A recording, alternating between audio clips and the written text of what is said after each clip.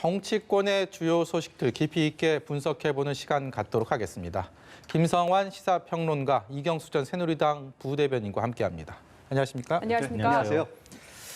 문재인 대통령이 오늘 수석보좌관회의에서도 얘기를 했고요. 신종 코로나 바이러스 감염증과 관련해서 어제는 충북 진천과 아산까지 주말에 또 방문을 해서 여러 가지 이번 코로나 바이러스 사태와 관련된 메시지를 전하는 데 상당한 역할을 기여를 하고 있다. 이런 얘기를 듣고 있습니다. 어떻게 보셨습니까? 저는 크게 두 가지 메시지를 던지고 싶었던 것 같은데요. 네. 첫째로는 지금 이제 우한 폐렴이 발생하고 난 다음에 지금 네. 걷잡을 수 없이 계속 지금 확산하고 있는 상황 아니겠습니까? 그리고 우리 정부도 신종 코로나 감염증에 대한 대응책을 마련하고 있는 상황인데 예. 공무원들이 시간이 지나면 지날수록 굉장히 피로감이 지금 누적되어 있는 상황이라는 거죠. 네. 그러니까 그런 면에서 공무원들을 좀 격려할 필요가 있지 않았을까. 이제 특히 공무원 인재개발원에서 근무 중인 공무원들한테 문재인 대통령이 90도로 인사하는 모습을 보면서 네. 이제 그런 마음을 좀 담고 싶었다 이렇게 생각이 되고요. 둘째로는 이제 진천하고 아산으로 우한 이제 교민들이 가게 되면서 사실은 의사소통이 좀 원활하지 않았다. 그리고 지역민들이 좀 반발하는 상황이 있지 않았습니까? 네. 근데 그런 반발했던 마음들을 좀 누그러뜨리고 네. 또 지금 우한 교민들이 또 3차로 다시 또 들어올 예정이잖아요. 예. 그러니까 그런 면에 있어서 국민들과 좀 더 적극적으로 소통하려는 모습을 보인 것이 아닐까 싶습니다. 네. 이경수 네. 부대변인께서는 어떻게 보셨습니까? 저도 크게 이제 다른 의견은 없습니다. 이 국가가 이제 예기치 않은 재난들이 항상 있을 수 있거든요. 국가에 닥쳐온 이 재난에 대해서는 사실 가장 중요한 게 국가 최고 지도자의 어떤 리더십이 가장 발현하는 게 중요하다고 생각을 해요. 그래서 네. 리더십이 흔들리지 않고 끊임없이 국민하고 소통하는 부분에 있어서 국민들이 이제 안심을 하느냐 못하느냐 이제 그런 결과를 갖고 오기 때문에 이번 대통령의 그 현장 방문은 상당히 평가받을 만하다, 충분히 네. 의미가 있다 그런 생각이 들고요. 네. 다만 이제 이게 특히 이제 병 같은 경우는 사실은 이런 경우는 예기치 않은 사안이기 때문에 공무원들이 우왕좌왕할 수 있어요. 그리고 이제 어떻게 보면 또 반대 입장에서 보면은 상당히 비판적으로 볼 수 있는 부분도 또 여실히 좀 있고요. 예를 들어 가지고 처음에 그 우한에서 오신 교민들을 천안에다가 하겠다라고 이렇게 발표가 됐다가 다시 뒤집어 가지고 네. 진천 아산을 하는 이런 문제라든지 그다음에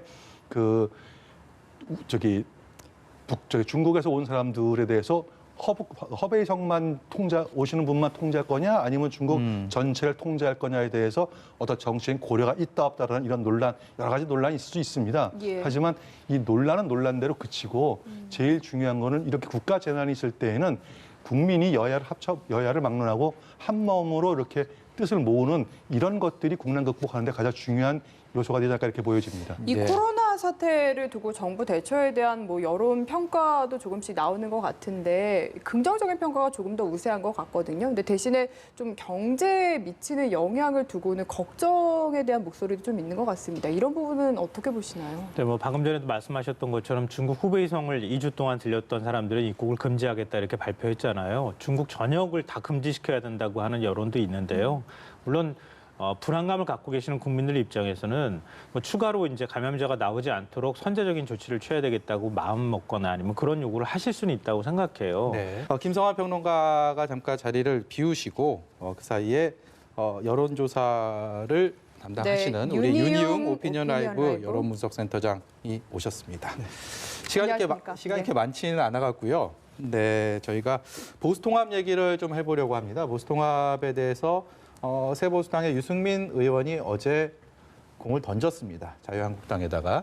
그러니까 지금 이제 물리적 통합 그리고 화학적 결합까지 보수통합에 대한 논의가 급물살을 타게 됐는데 이 논의가 어떻게 귀결될지도 관심이고요. 이번 유승민 의원의 이번 결단이 결국 자유한국당 내 정치 거물이라고 할 수 있는 홍준표 전 대표 그리고 김태호 전 지사에게 출마 어떤 식으로 또 영향을 미칠지도 관심입니다. 먼저 이경수 부대변인께 여쭤보겠습니다.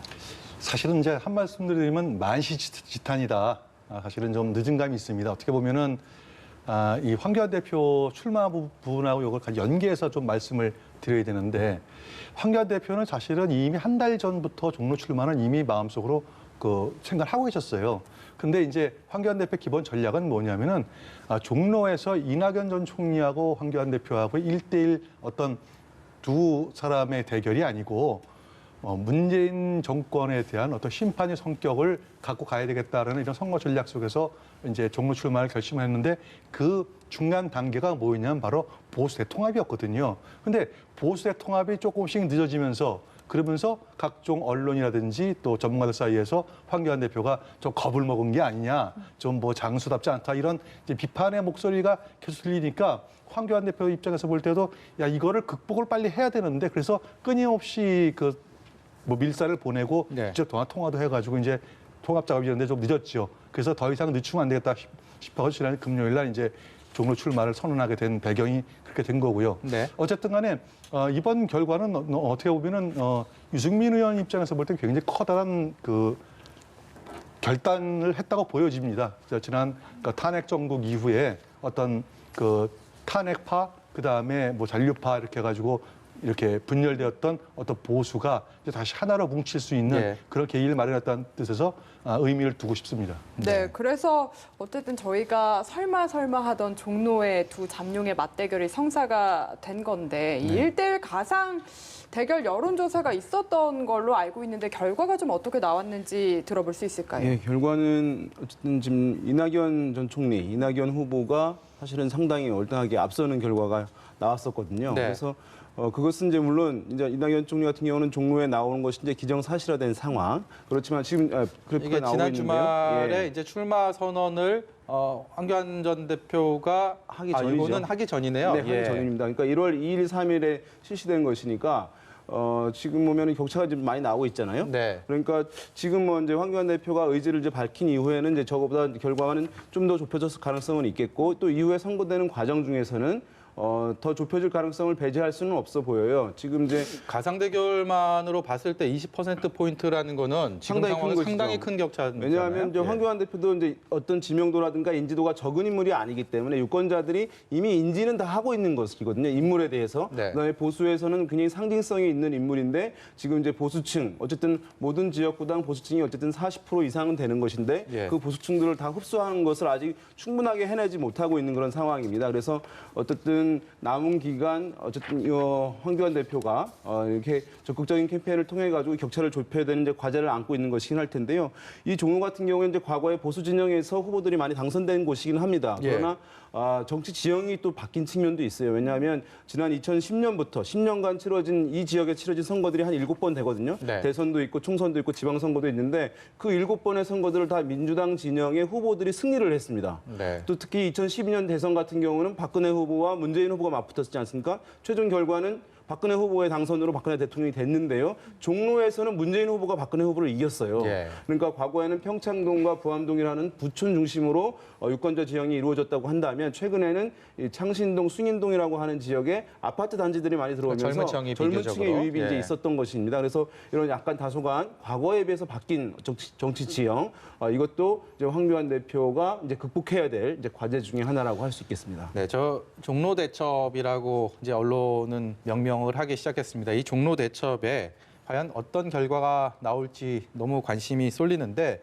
앞으로 이제 본격적인 선거 운동을 하게 되면 선거 프레임이라는 걸 짜지 않습니까? 지금 황교안 대표는 출마 선언을 하면서도 이낙연 전 총리가 자신의 카운터파트가 아니라 문재인 대통령이라고 꼭 집어서 얘기를 했습니다. 그만큼 뭐 정권 심판론으로 임하겠다라는 각오가 느껴지는데 이번 종로 상황에서 투표 상황에서 어떤 프레임의 전쟁이 벌어질 거라고 예상하십니까? 일단 전통적으로 말이죠. 전통적으로 선거는 의미가 항상 공식적 부여되는 의미가 있습니다. 특히 총선 같은 경우에는 이제 대통령 임기가 이제 중간 정도, 절반 정도가 이제 지났거나 그 언저리에 있으면은 항상 정권에 대한 평가, 중간 평가적인 성격이 항상 강했거든요. 네. 그래서 사실은 황교안 대표를 비롯해 자유한국당의 기본 선거 전략 자체도 바로 문재인 정부에 대한 중간 평가 성격이다. 이렇게 해서 프레임을 만들어가는 것은 뭐 지극히 당연한 일이고요. 네. 그런 차원에서 이낙연 총리와의 1대1 구도라고 이렇게 보는 것이 아니라 황교안 대표는 상대가 누구이든 상관없이 네. 이번 선거는 바로 문재인 정부에 대한 중간 평가다. 이렇게 규정을 짓고 가는 그 기본적인 프레임을 갖고 나가는 걸로 이게 알고 있습니다. 예. 네, 어찌됐든 일은 전망이긴 하지만 어느 한쪽이든 패하는 쪽은 분명히 있기 마련이지 않습니까? 좀 내상을 피하기는 어려울 것 같습니다. 맞습니다. 지금 이제 왜냐하면 이 두 분이 다 유력한 대권 주자라는 점 때문에 그런데요. 예. 또 황교안 대표는 당 대표이기도 한 상황이고 그래서 만약에 그 의원이 되지 못하고 낙선이 될 경우에는 이것이 이제 원의 당 대표 또는 이제 원의 대권 주자라고 하는 것들은 이제 한계들이 너무나 뚜렷하고 명확한 것이거든요. 본인의 정치적 입지, 위상이 뭐 현저히 약화될 수밖에 없고 새로운 이제 경쟁군들이 생겨나게 될 가능성이 높아요. 그렇게 예. 되니까 사실은 이번에 종로에서 두 사람의 경쟁에서 이제 패하는 사람인 경우에는 물론 그 과정에서 굉장히 의미를 남기고 여러 가지 좋은 메시지들을 남길 수 있겠습니다만은 패배할 경우에는 어떤 지금의 정치적 대권주자로서의 위상이 상당히 이제 반감될 수밖에 없는 그런 이제 상황에 놓여 있다 이렇게 볼 수 있겠습니다. 네. 오늘 당초 계획과는 다르게요. 영화 기생충의 LA 수상 소감을 듣느라고 두 분과 이렇게 많은 말씀을 나누지 못했습니다. 다만 한국 영화의 경사스러운 날이기 때문에 두 분께서 그리고 시청자 여러분께서 양해를 해주실 거라고 믿어 의심치 않습니다. 오늘 말씀 여기까지 듣도록 하겠습니다.